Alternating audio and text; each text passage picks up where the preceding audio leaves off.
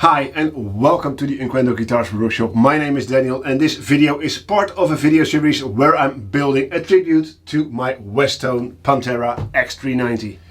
In previous episodes I've been making a whole bunch of templates for this guitar and I still need to make a couple more, but today I didn't feel like making any more templates, so I took my neck blank and a couple of fretboards and I thought, why not start making the neck for this guitar.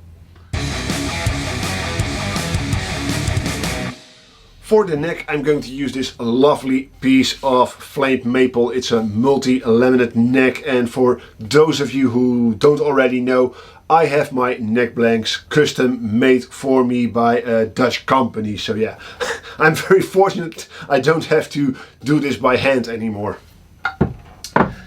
And for the fretboard I'm debating if I can use this beautiful piece of figured bog oak, or if I'm going to use more standard flamed ebony for this fretboard. Hopefully I can use this bog oak. It has a lovely figure to it. Hopefully it shows up on camera. But the downside is there are some cracks, some drying cracks appearing in this fretboard. There should be enough left for me to make a fretboard out of, but yeah, I have to see once I'm going to work on this wood what it's going to do, and if it's not suitable for a fretboard, yeah, unfortunately I have to chuck it and use regular ebony. Yeah, let's see where it goes. First thing I need to do is prepare this neck blank, and although it's machined when it was made, it's been in storage for almost a year now, so there is a chance it has dried some more or it has warped a little, so I have to make sure that the top surface is nice and flat and perfectly straight, and it's perpendicular to the center line of the laminate. Because this is a multi-laminated neck, I like to make sure that the top surface where the fretboard is going to be is exactly perpendicular to the center line of this laminate. To get the neck blank nice and flat and squared off, I'm going to need, of course, my hand planes, or I'm going to use my hand planes. And what I like to do at the start of any guitar build is make sure my planes are nice and sharp, set up correctly, and also my chisels are nice and sharp. So I'm going to take a moment, and I can recommend you doing the same thing at the start of any guitar build or any project, is take a moment and make sure all your tools are ready to go at the moment you need them. When it comes to sharpening, I have a very basic approach, and in this video I'm just going to show you my method and not going to do a full tutorial. There are already a lot of tutorials on YouTube about sharpening, some very in-depth, some very basic, and I think when it comes to sharpening we all have to find what suits us best.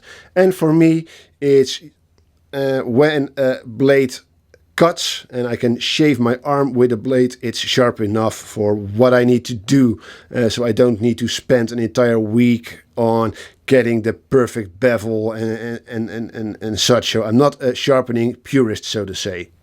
In my method I'm using DMT diamond sharpening stones, and as you can see I have the full range of DMT stones, from ultra coarse, extra coarse, coarse, fine and ultra fine. So what I like to do, especially when maintaining blades, it depends on the wear on the blade. What I usually do is I start with the middle one.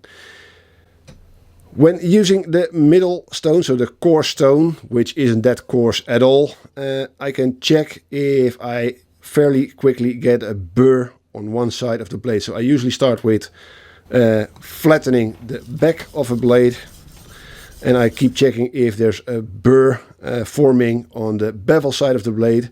If it is, I switch to the fine stone and the ultra fine stone until I'm happy. If the blade is too worn down, or it's a new blade or anything like that, then I go back to the extra coarse stone, and if I want to set another bevel I use the ultra coarse one. But usually I start with coarse, do the back side until there's a burr forming on the bevel side of a blade. Then I go to fine and ultra fine. Then I'm going to use this honing guide. This is a Lee Nielsen honing guide. I put my blade in it and then I start working on the bevel of the blade, and usually it only takes a couple of swipes on each blade until it's nice and sharp. And after I'm done with the honing guide, I use a piece of MDF and some polishing compound to finish off the blade, and usually my blades are sharp enough to shave with it. And to demonstrate on how sharp you can get your blade using this method,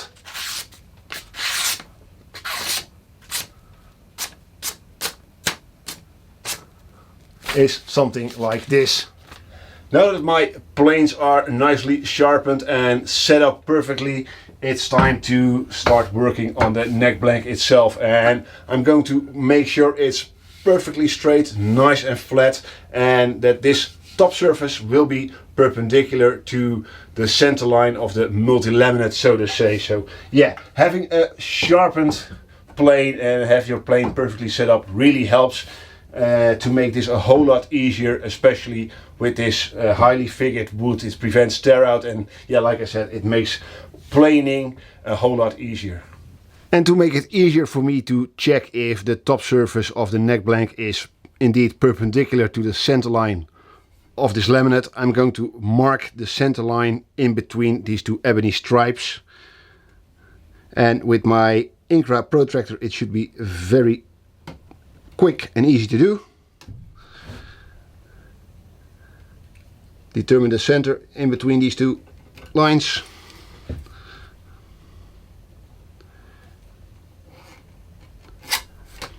So, and this line should help me as a reference to check if this surface is indeed perpendicular to the center line. And by coincidence, it almost is. So I have a little planing to do to get this surface nice and square and make sure it's absolutely dead straight. And the first thing I need to do is analyze how the neck blank is right now, how flat it is, how straight it is, if there's any warp. So I'm going to use my straight edge and just check it along the length if there's any cupping or bowing going on at the moment. And what I also do is I use the straight edge at a diagonal, and by doing this I can see if there's maybe the neck blank is cupping like this or bowing like this, or if there's any twist or warp going on.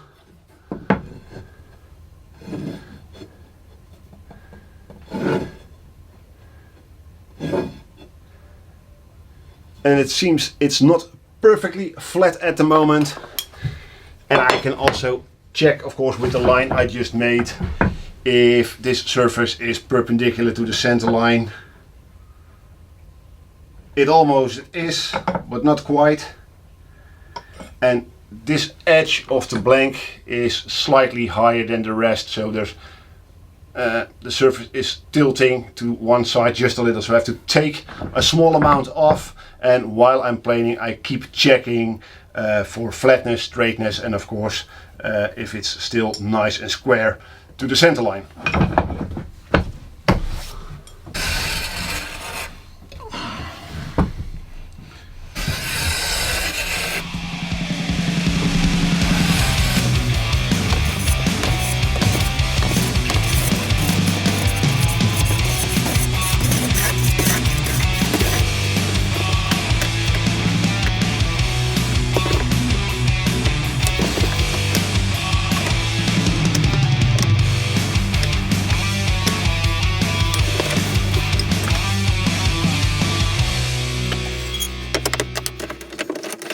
Now that I've planed down the neck blank and it's perfectly straight and 100% flat, I can draw in a center line, use my template to draw out the outline and make some marks for the nut and the 24th fret and the end of fretboard, for example.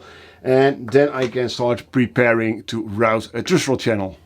So let's first draw in a center line. I already have my marks at each end of the neck blank. And I'm going to make a couple more just to give me some more indicators and reference points. So one here. I like to use as many reference points as I can. One in the middle. Because if these all line up, I I'm certain I've got a nice and straight center line.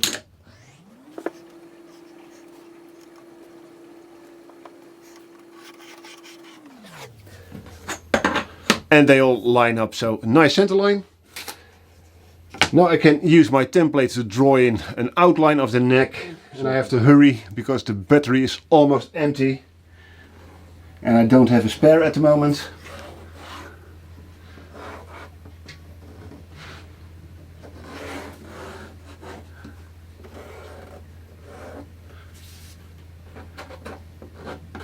And yeah, here's the outline of the neck, and now I can charge the battery and yeah, start routing the truss rod. Now that the battery on the camera is recharged, it's time to mark where the truss rod is going to sit and route the channel. Of course, I already marked where the nut is going to be and where the end of the fretboard is on the other side of the neck. And off camera I also marked where my neck to body transition will be, so where the heel of the neck will be. Now this allows me to know where the thickest part of the neck is, and of course where my nut is. And that means the section in between the heel and the nut will be the section of the neck I want to adjust if necessary using a truss rod. Now I'm using 460mm long truss rods, and for my necks I can place the nut of the truss rod flush with the back side of the locking nut in this case, and the other side of the truss rod will be in the heel, so in the thickest part of the neck. Only thing to do right now is to mark the end of the truss rod, so this will be the end of my channel. I know that the back of the nut, so this mark right here, will be the other end of my channel. I know that the nut of the truss rod is slightly wider than the truss rod itself, so I'm going to mark right about here where the threaded part of the truss rod is, so I can route the last section where the nut of the truss rod is slightly wider than the rest of the channel. These truss rods require a channel of 6mm wide. Yeah, it's a 6mm wide truss rod. Sometimes it's 6mm and sometimes it's a quarter of an inch, which is 6.3, so it's just over 6mm. So I recommend taking your calipers and yeah, take the measurements just to be sure you've got a nice fitting truss rod channel. In my case, a 6mm truss rod channel and a 7mm wide section for the nut. And now it's time to route the truss rod channel, and I recently did a tutorial video on how I route a truss rod channel, and I put a link up here and of course in the video description down below. And in that video I show you how I make this little jig and how I use it to route my truss rod channels. And it's a pretty simple rig. I can put it on my neck blank, center it with the center line, and use these two guide rails to guide my router and route the truss rod channel. So let's install the jig and route the channel.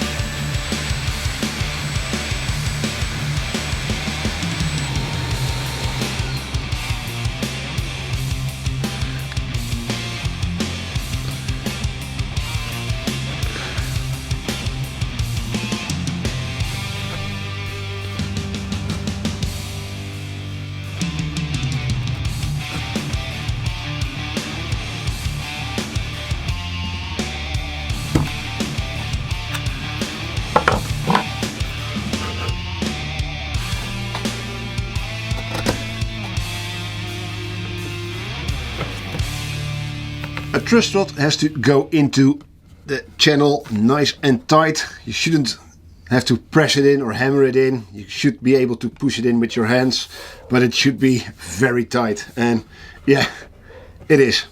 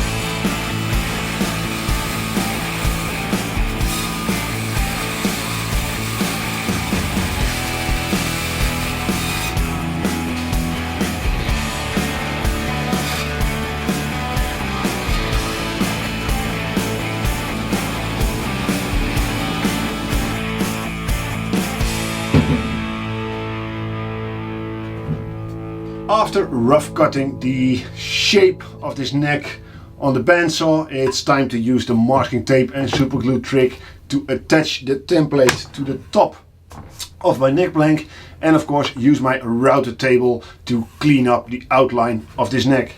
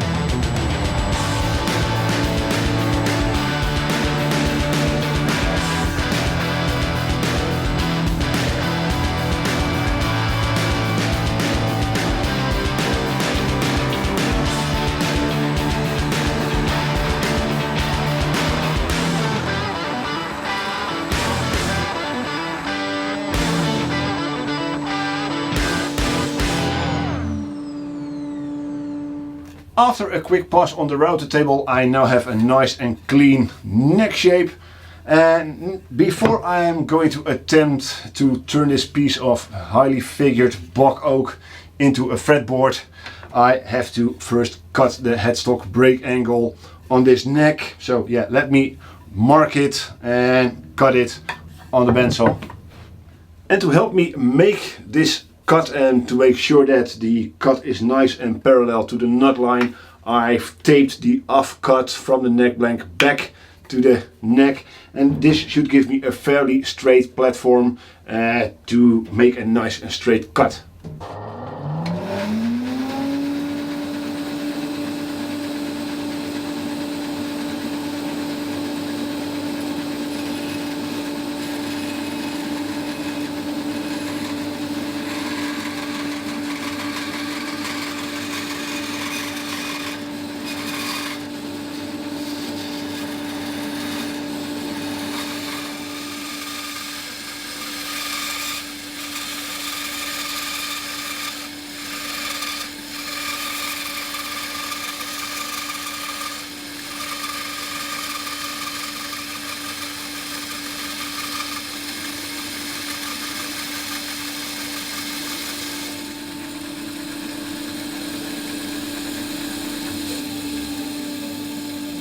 And now with this cut done, I can use a hand plane to clean it up and make sure it's all nice and flat.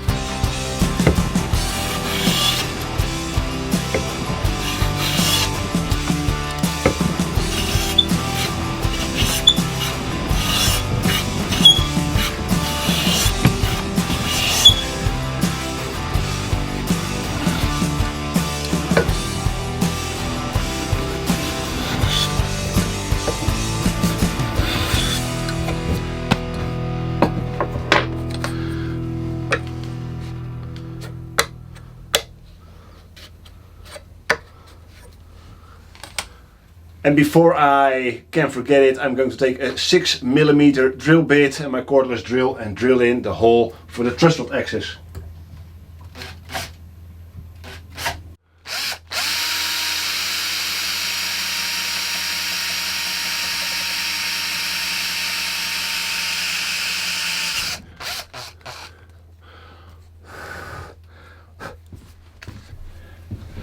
Now make sure it all fits. Install the truss rod.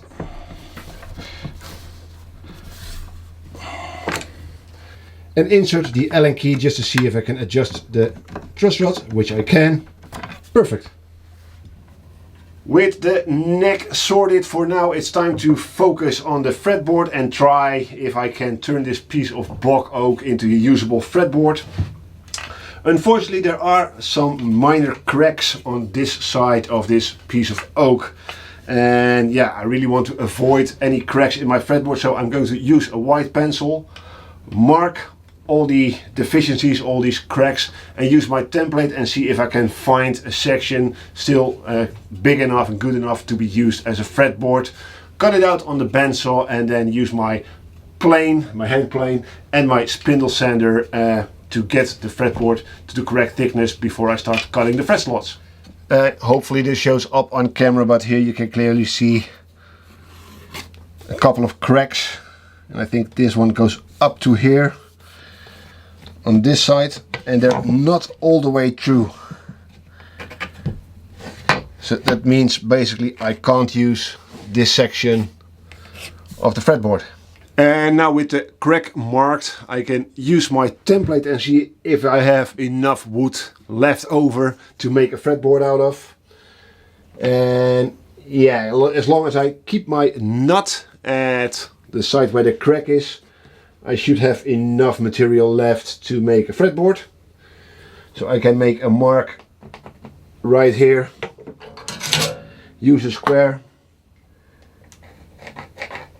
and this is where I'm going to cut this material. And let's see.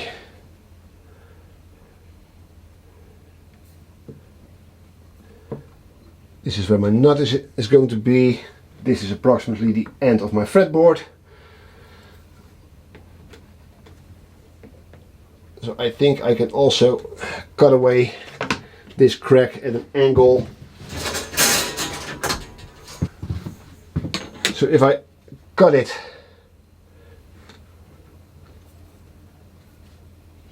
like this,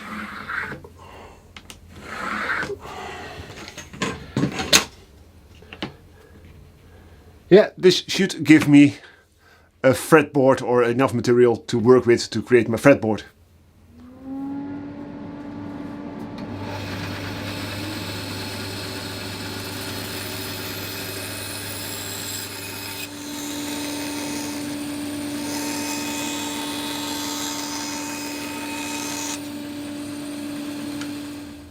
I managed to salvage a piece of this beautiful oak to make a fretboard out of, and now it's time to get it to the correct thickness.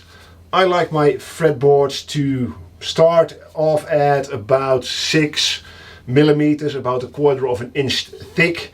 So yeah, I'm going to stick this fretboard to this straight piece of wood. I know it's absolutely dead flat. I'm going to stick it down using masking tape and super glue so I can use my plane to get it down to about 7 millimeters thick. And then for the final millimeter I'm going to use my spindle sander trick to make sure this fretboard is to the perfect thickness and perfectly dead straight and flat.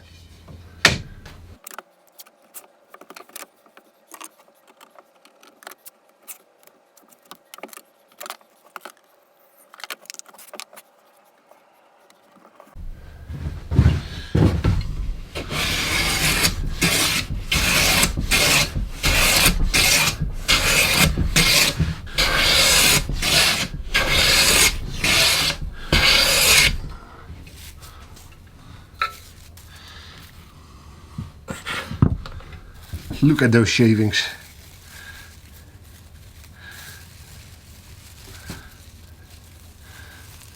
Very thin.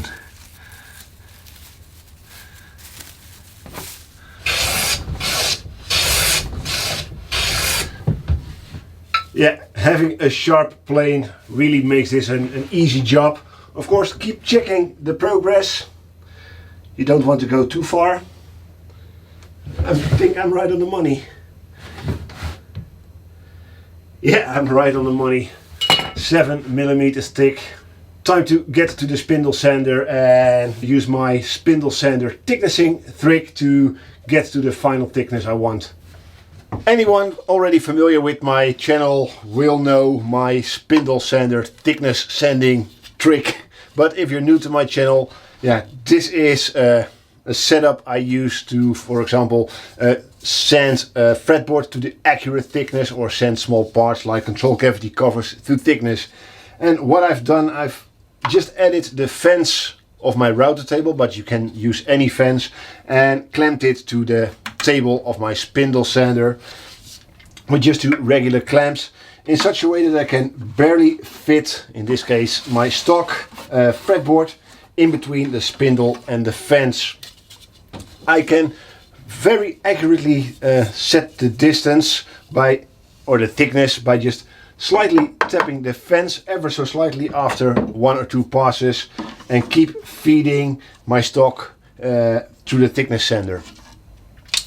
If you're doing this trick, make sure you feed your stock against the rotation of the spindle. If you do it the other way around, the sandpaper will grab your workpiece and will shoot it right across the workshop.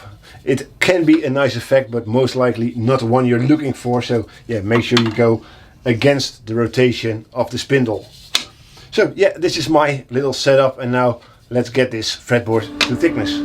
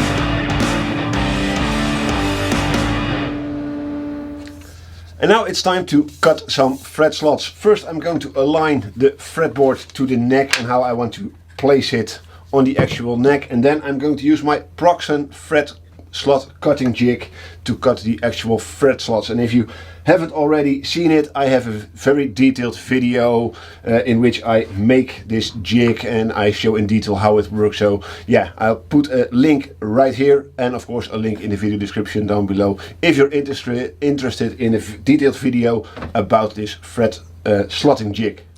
The first thing I need to do is determine the placement of the fretboard on the neck, and I like it when there's some of this lighter wood still visible over the entire length of the fretboard once the neck is done. So I can place it a bit off center. Something like so, and there's a less figured area right here, and this is approximately where the 12th fret is going to be. So there's also the inlay, so that will be perfect if it's in a less figured section of the fretboard. And now I can just mark the center lines of the neck onto my fretboard, like so. And then I can use my fret slot cutting template, which also has a center line, and I can place my fretboard on that center line. Of course I'm going to stick it to the template using masking tape and super glue. The only thing I have to take into account and be sure is that I have enough material on either side of the template to cut both the nut slot and of course the end of the fretboard. So yeah, let me stick the template to the fretboard, or the other way around, the fretboard to the template, and start cutting some fret slots. Time to cut some fret slots, and this is my jig. It's just a crosscut slat with an indicator pin that I can use to indicate my template. Of course the fretboard is on the underside, and I have to take care to use the 25.5 inch scale side and not the 25 inch side. So this is marked in red, and now I can just put the template on the indicator pin and there's a very tiny blade right here, just sticking out 3 millimeters above my crosscut sled, and I can use it to cut all the fret slots by just moving the template one step after each cut. So let's start cutting these fret slots.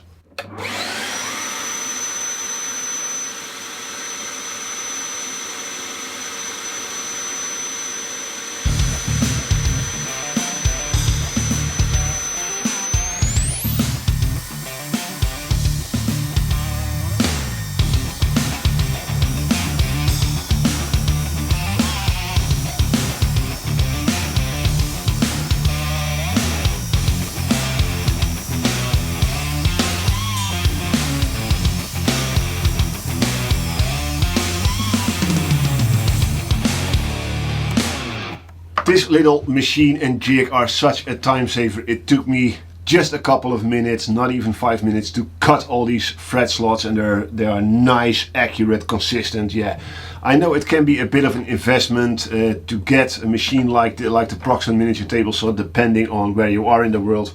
But if you're planning on making more than one guitar a year, yeah, I highly recommend getting a jig and a machine like this to cut your fret slots. It's a huge time saver and they're perfect every time. So yeah, what I did off camera is I marked all the frets. So just I'm sure I have 24 frets, and I marked either side or either end of the fretboard the part I need to remove. So I'm going to take my Japanese saw and cut these last two cuts all the way through, so I have a nice fretboard ready to be glued on to the neck.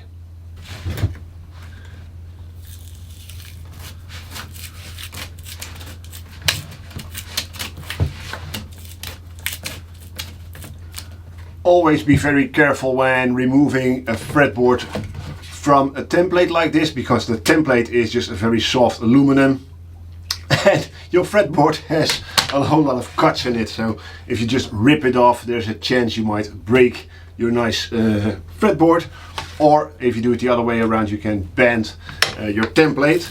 It's also something you want to prevent. So I just use a palette knife or a putty knife and run it across very carefully, like so, and here's my fretboard and an undamaged template.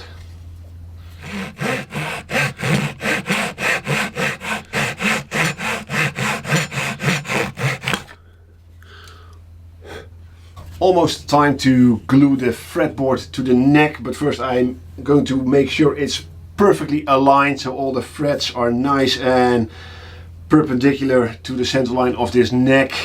Then I'm going to install two indexing pins, in my case just two tiny toothpicks, and those will help me that once I've determined the final position of the fretboard, I can just drill 2 holes, insert these pins, and then when I remove the fretboard and put some glue on the neck, then I can place the fretboard back in the exact same position using these indexing pins, and then I can let it cure overnight and we'll go from there. To get my fretboard to the final position on the neck, I'm going to take a placeholder for the locking nut. This is just a locking nut of the correct size, and this helps me to determine how far back or forward my fretboard needs to be, so my nut will end up on the exact line where the break angle starts.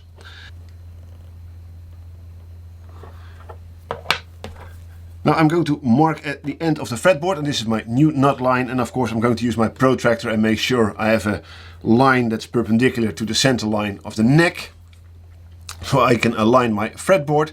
And this is also the reason why I like to start by making the neck first before I do anything to the guitar body or anything else, because this gives me an opportunity to make slight adjustments. For example, I have to move my nut line back about 1/2 mil, and this means that everything shifts backwards 1/2 millimeter. So if I had already routed the neck pocket or my pickups or the neck of the bridge position on the body, it would be off by 1/2 millimeter. And by working from the nut to the bridge while building the entire guitar, so to say. So I'm starting with the headstock first, and I'm going to build my guitar from the nut to the bridge. I make sure that the absolute essential part of the guitar, that's the scale length, stays on point, stays perfect through the entire build. So I will never have big issues with intonation and such when the guitar is done. So first I'm going to clamp the fretboard in place very lightly.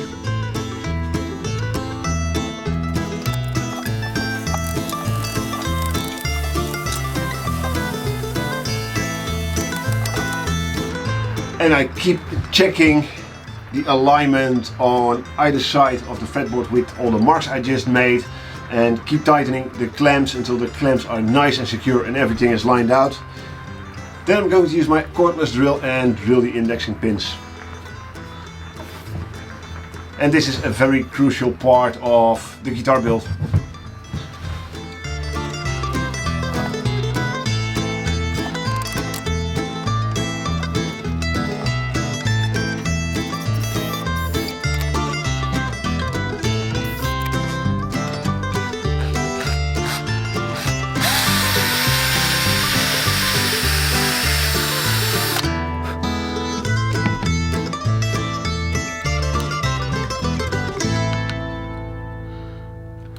Yeah, no doubt you can hear it started raining, so there might be a bit more noise from now on in this video, unfortunately.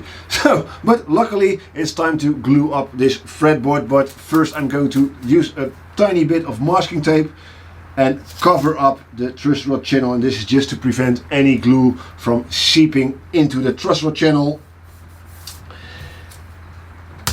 I often get commented about the fact that I'm leaving the masking tape on when gluing on the fretboard, and if I shouldn't remove it. And the answer is you can do both. You can just put on some masking tape, spread out the glue, remove the masking tape and then put on the fretboard, or you can do like I do and just keep it there. I'm using such thin masking tape, it's really so thin.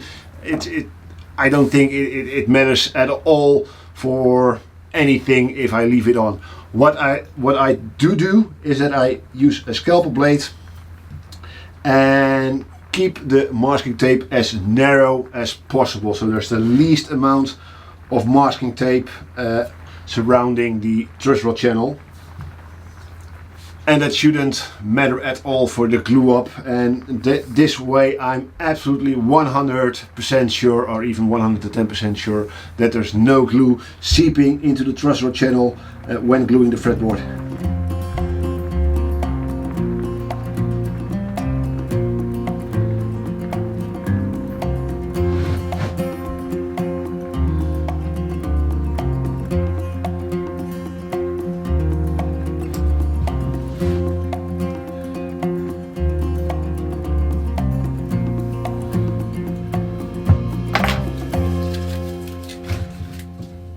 Yeah, and now it's time to actually glue the fretboard to the neck, and I have my clamping coil right here at the standby, as well as some clamps over here. So yeah, let's put on some glue and glue on the fretboard.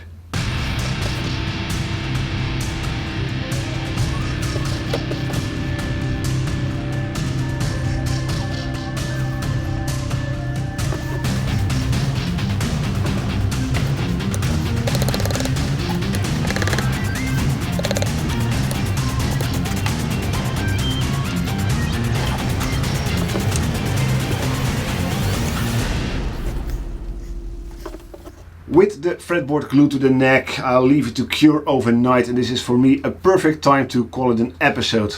The next video won't be a building video, because this week I'll be preparing for the Vintage Guitar Show Veenendaal here in the Netherlands. Coming Saturday, the 24th of September, so it's exactly a week from now while I'm recording this video. I'll be attending the Vintage Guitar Show with an Unquendor Guitars booth, so yeah, if you're able to, if you're near, don't hesitate, visit the show. It's Europe's biggest vintage guitar show, but besides vintage guitars and gear, there are there's also plenty of room for new guitars like Unquendor Guitars, new parts, and you name it, everything guitar related will be present at the show. So if you're able to, please don't be shy, come and say hi, come and check out my guitars, and yeah, we'll have a nice guitar day, so to say. So yeah, hope to see a lot of you guys there. If not, after the show, I'm sure to put out a video covering the show. So if you're not able to, I hope I have time to make a video about the show. And once the show is over, I'm sure to continue this guitar build. So yeah, plenty of new stuff coming to the Unquendor Guitars YouTube channel. So if you're not subscribed, please do so you don't miss out on any of my future uploads. And yeah, as always, I hope to see you all in the next video. But until then, have a nice week.